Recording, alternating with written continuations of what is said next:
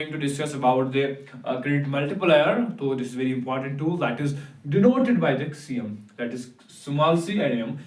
तो जो credit multiplier है इसको हम डिनोट करते हैं CM. तो now what is a credit multiplier? It is the concept.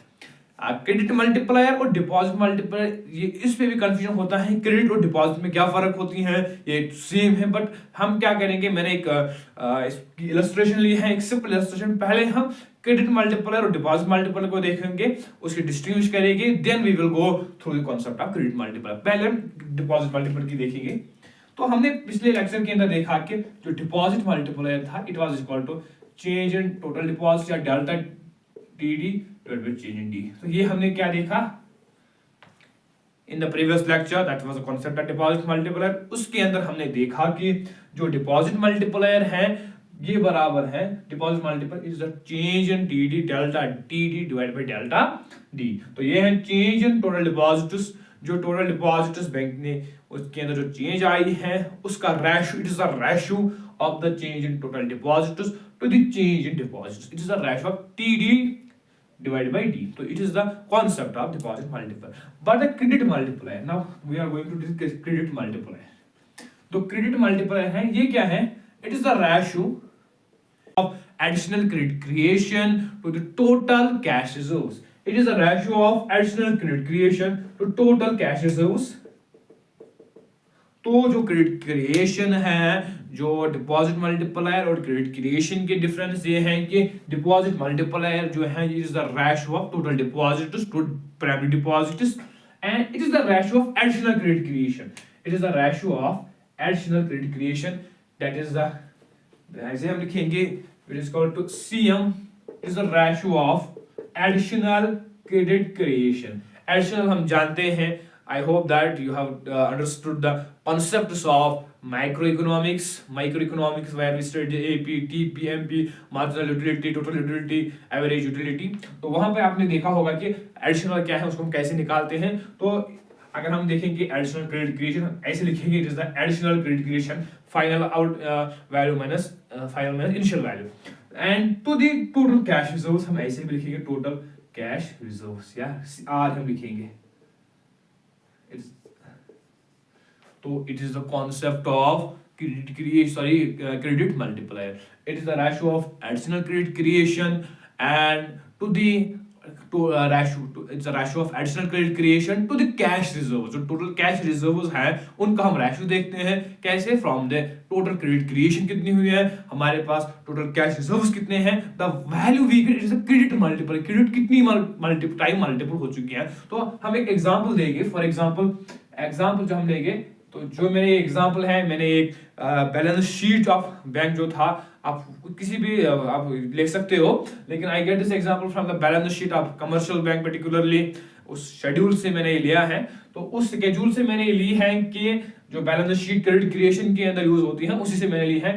तो वहां पे जो मैंने बेसिकली वहां पर जो क्रेडिट क्रिएशन जो थी दैट वाज, मैंने जो total credit creation that was, हम लिखेंगे चेंज इन CC जो थी वो थी 4 करोड़ and the reserve जो थे change in R that was 1 crore.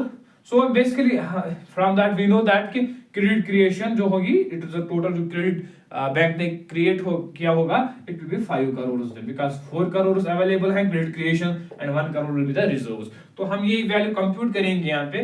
तो it means that change in CC का के बदले हम 4 crores लेंगे. It means the 4 divided by change in R, it means 1 crore,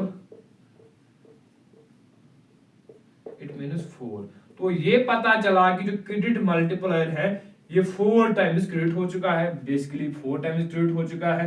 reserve 1 crore थे, 4 times, it mean is equal to 4, हमारे पास 5 जो थे 5 करोड़ क्रेडिट. तो यही जाहिर सी बात है कि क्रेडिट मल्टीप्लायर का जो वैल्यू है इट बिकम्स द 4.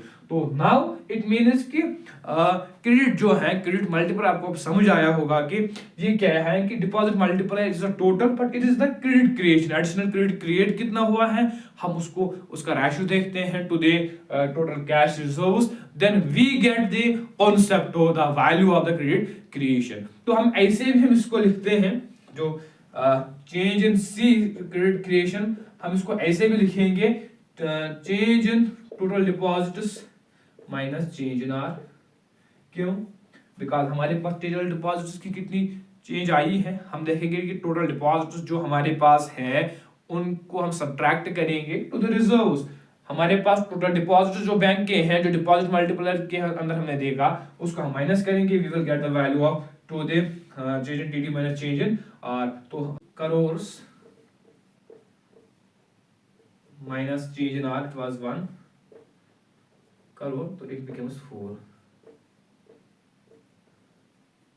करोड़। तो यहाँ पर भी हमने लिया कि change in CC is equal to 4 crore, यहाँ पे भी आया था ना change in C is equal to 4 crore. तो it means that we will get the credit creation की जो क्रेडिट एडिशनल क्रेडिट क्रिएशन जो है, इसका वैल्यू इस तरह भी ले सकते हैं, इस तरह भी ले सकते हैं। तो हमने डिपॉजिट मल्टीप्लायर की फार्मूला यहाँ पे कैलकुलेट की, then we will get the value for the change in CC. तो नाउ हम अब देखेंगे कि जो क्रेडिट मल्टीप्लायर है इसकी जो फॉर्मूला है उसको हम कैसे कंप्यूट करेंगे with the deposit multiplier. So we will look for that.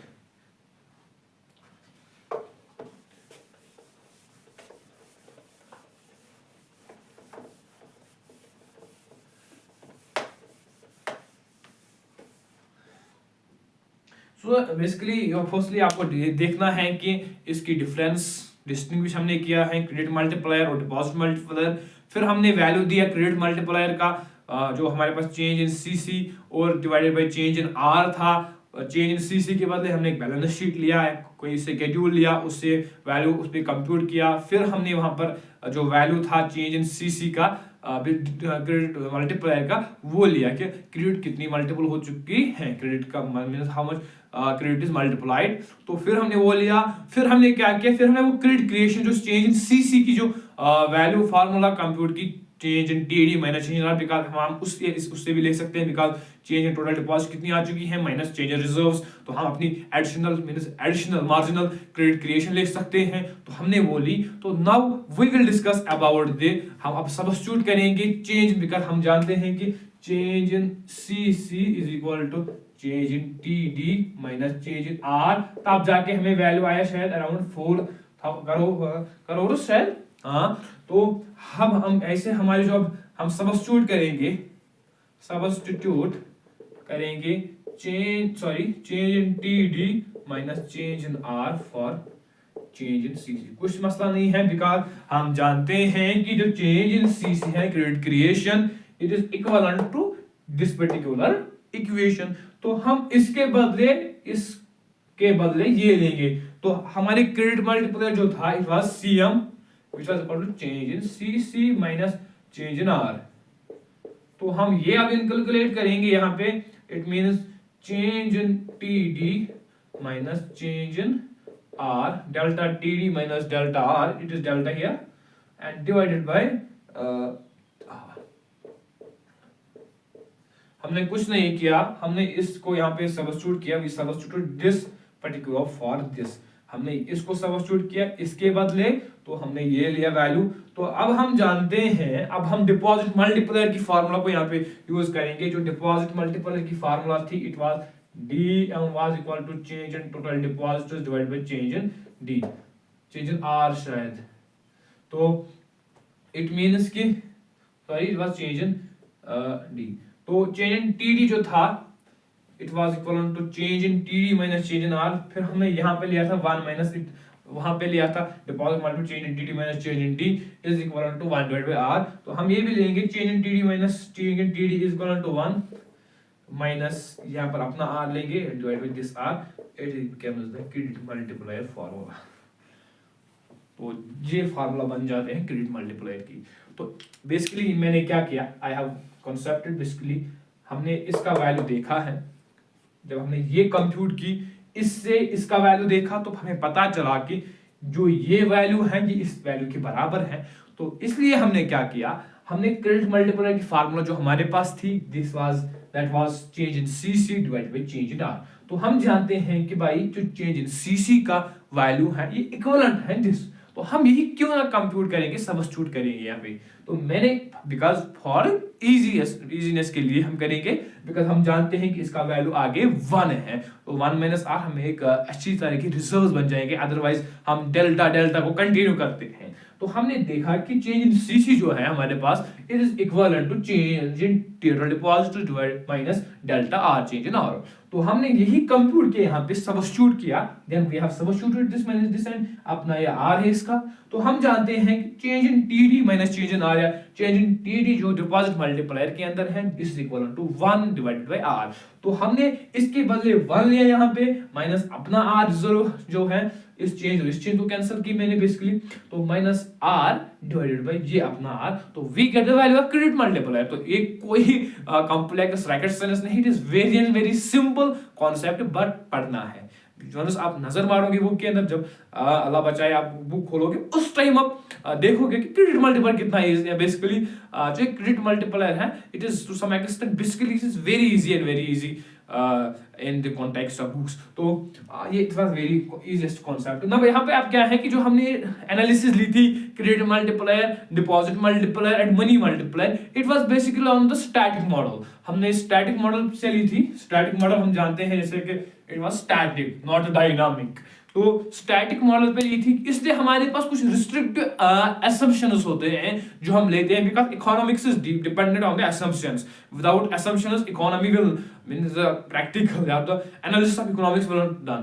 तो that is why कि जो economics है, it is based on the assumptions। once we discuss any concept of the economics, first we mention the assumptions। तो on the basis of assumptions we this concept was a static model। तो on this static model we have some restricted analysis and we get this particular we call it the values, we get this particular derivations like dm, cm and m। तो basically it was a lost topic for the money supply analysis, and in the next series of lectures we will come with the another series of lectures, another videos for the RBI's policies, RBI's evolution, functions, etc., the money and the monetary policies। So I hope that you understand